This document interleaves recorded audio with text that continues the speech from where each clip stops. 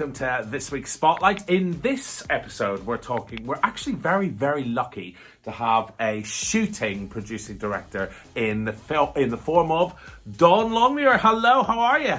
Hello, my friend. Very good. Are you keeping well, Dom? Very good, yeah. Keep me out of trouble. Good. All right, so let's talk about the role of a producer-director, a shooting producer-director. Is there a difference between a producer-director and a shooting producing-director? Yeah, I mean, I think so. It's, I don't work with a crew. I work literally, I'm, if you like, a one-man band. So I film it, so camera on my shoulder, I have to do the sound, and if you like, I just direct myself, if you like. And, so I've been shooting myself for over 20 years. Well, I get a cameraman and a director and a sound recordist and a producer and essentially a runner and a researcher. Why get all those when you can just embody all that in one person? Does that make the job harder? It probably does, but Bram, because I've grown up with it, no, it's really all I know. And actually, I find it easier to, if you like, direct myself than I do with the crew. I'm in control of the camera. I know what shots I want instantly. I've got that rapport with the contributor that I'm filming, and it's very much more, I think it's much more of an intimate relationship between me and the contributor. If it really is just me and the camera, it becomes much more of just a conversation. Almost ignore this on my shoulder. It's just a conversation between me and you, rather than who's this guy with the camera, who's this guy with the boom up there. And so I think it's much more of an intimate process. It is harder because you are literally multitasking. You've got in your ears, you've got to monitor, make sure the sound is okay. You've got to make sure the shot's exposed, it's in focus. You're listening to what the contributor's saying, so you've got your list of questions that you want to ask them, but also you're thinking all the time what they're saying, because they might say something that gets you off tangent from, if you like, your script. So that leads us very nicely onto what technical skills. You can be quite specific. So what technical skills do you think a shooting PD needs? So starting with camera, you've got to know your cameras. You've got to really. So I use these days a lot of the time an Sony FS7. I know it inside out because it's on my shoulder almost every day. So I know where the buttons are, and so I'm so familiar with it. It's like, if you like, a soldier who could, break down a gun and put it back together blindfold. So know your camera. But I'm not really not technically minded at all. I can barely switch my computer on, really. Really? I'm amazed that I'm amazed that Zoom can work. But because I'm amazed that I can make Zoom work. But because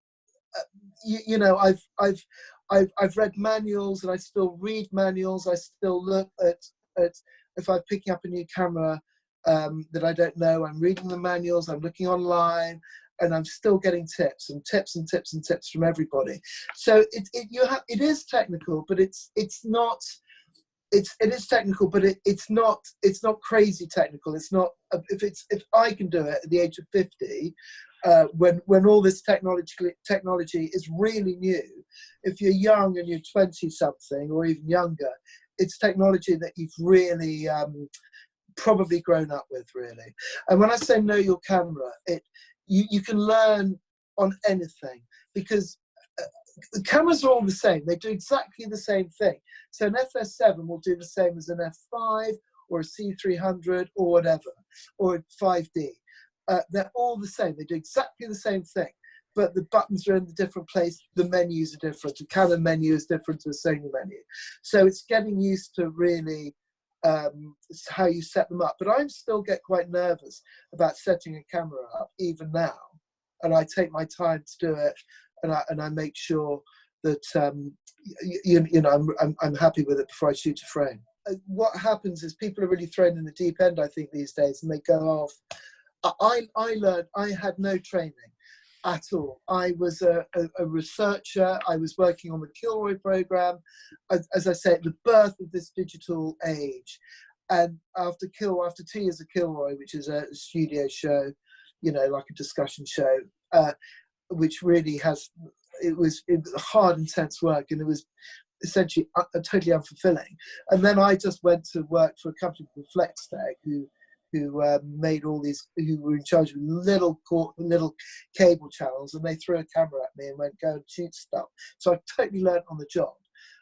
But people are still doing that, and I think it's really hard. I think it becomes much more of a technical thing in the edit, really. Is it possible? Is it possible to have a look at your camera? So there we go. This is one FS7 here. Can you see that, Bren? Yeah. And this is it. Sits happily on my shoulder, contributor, and off I go. So it's not too intimidating for the contributor, though. It's not. I don't think it's intimidating at all. But that's my primary job, is to make sure that they forget about this. Mm. What does it do? So on this, I've just got a standard Sony kit lens, which isn't the most exciting, but it does do the job. This particular thing is so light for me. It's easy. I've just been filming something that I finished at the weekend where the camera weighed 10.5 kilos with a Canon lens on it. It was beautiful, but it nearly killed me. Most of the kit that I have or use is owned by the production company that I'm working for from a kit hire. For me, I don't think there's any point buying a camera. This is an FS7 so it's about 7,000, maybe 10. But the attrition rate is enormous. They get knackered quickly, get beaten up, and they're out of fashion or out of vogue or just broken in a few years' time. So this this is a Mark 1 that's been superseded now by a Mark 2. So people don't really want to use Mark 1s anymore. And so to buy a camera, for me as a self-shooter, it's kind of pointless. I have stills cameras that are my own, which is more of a hobby. But I rarely buy. I've never bought a camera. So you wouldn't recommend then that people starting out as a shooting PD would need to buy kit? They just should hire it. It's a great question, and the reality is, I would say actually buy something, even if I buy something, even if it's a camera for vlogging, or if it's a smaller video camera. I would, because it's all about having a camera in your hand. So I would say buy a camera, or if you've got access to a camera, I would, and because it's hours on your shoulder, it's hours looking down the lens, getting used to it, getting used to what it can do, the feel, etc., etc. Because the more you're used to it, the more it becomes part of you, and the less the contributor is even aware that it's there, because it's almost an extension of you. So when I'm lucky, I'm shooting all the time, hopefully, and so I'm used to a camera there. And even if I haven't picked up a camera for a couple of weeks or a little longer between jobs or something, that first morning is a bit, getting used to it again, actually. So I think it is important just to have a camera there, just to get used to having a camera. What do you recommend in terms of working with contributors? What sort of things should you be buying to record good sound? Yeah. It's real tricky. It's really, really tricky. Sound is really hard.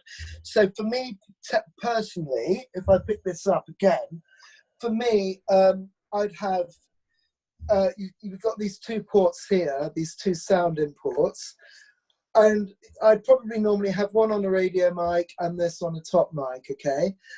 And radio mics, radio mics are never good. So we use like Sennheiser G3s or G4s or Sonys, but they're not great.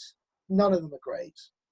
There's always, I think the biggest compromise for me as a self-shooter is sound. How much of the role is producing and how much of the role is directing?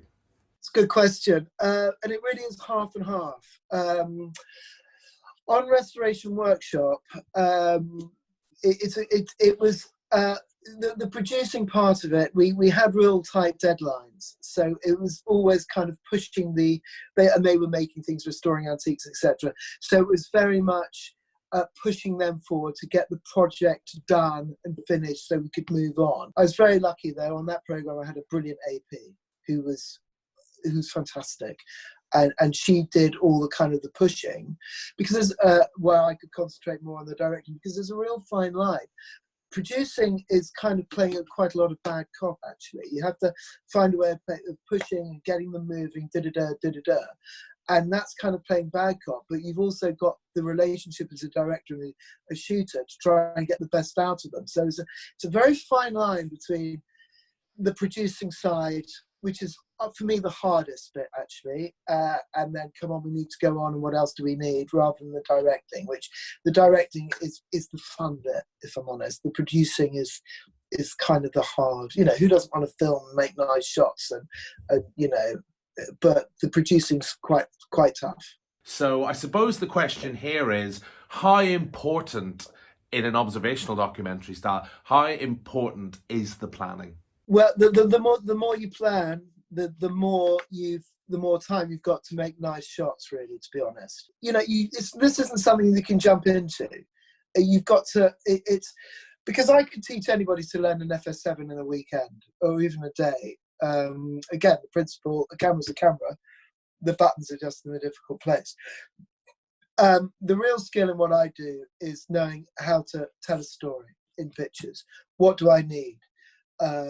What shots do I need, etc. Now that just comes with, for me, it just comes with doing it. So I think the pitfalls are, just because you've got a camera in your hand doesn't make you a director overnight.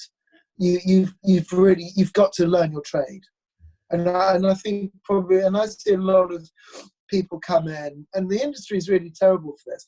There's these people are now sent out as shooting researchers, but they don't have a clue how to cut a sequence, shoot a sequence, what they need. So all it means is when it gets to the edit, there's some very, very frustrated editors putting together material that just doesn't cut. I don't necessarily think that you're going to go in to be a director or a producer, because you're not. You kind of learn your trade as a researcher, associate producer, and then producer, director. And this way, you get to know how to find a story, what makes a story, and what you need, and the components you need to tell that story. We interviewed actually Peter Davison in actor Peter Davison in one of the earlier spotlights, and he was saying that it's really important that the director, producer knows that you are there as a member of talent. So what, in your experience, is working with talent like? So a lot of what I do actually is without talent. It's members of the public who are doing an ordinary job. For me, they are, but then working with a presenter, there are differences, really. So basically, the more professional you are, the better. The more you know the more you're perceived to know, and the more you're perceived to be in control, the better. Even if you're not, the better that the presenters or talent are going to be. I've literally just finished a beautiful program, which I was very lucky to do, Springtime on Jimmy's Farm with Jimmy Doherty, who's obviously a great presenter. He does Food Unwrapped, etc., etc. But he's also as well a contributor. He did Jimmy's Farm and Knobstock from 20 years ago, but this time he was a contributor again, and he wasn't a presenter. So that brought its own kind of challenges to kind of remind him that actually, Jimmy, you're not presenting this, you are a presenter. But presenters are part of the crew. They're as important as the cameraman, as important as the sound man. So I do struggle with, kind of giving them, all hail the presenter. They are a part of the crew. So I really, an important part, but only as important as what the camera can do, I think. But working with talent is difficult. They come with expectations and and what it was like, what it's like on other shows. It's tricky. I deeply love what I do. It's a real privilege to do what I do, and I still get such a thrill, like working with Jimmy, for instance, on Jimmy's farm, which was under the COVID, lockdown, etc. But working with him and both of us working together to get the best out of him, and filming it and making that farm look as beautiful as we did, gives me such a kick. Dominic, thank you very much for being part of Spotlight.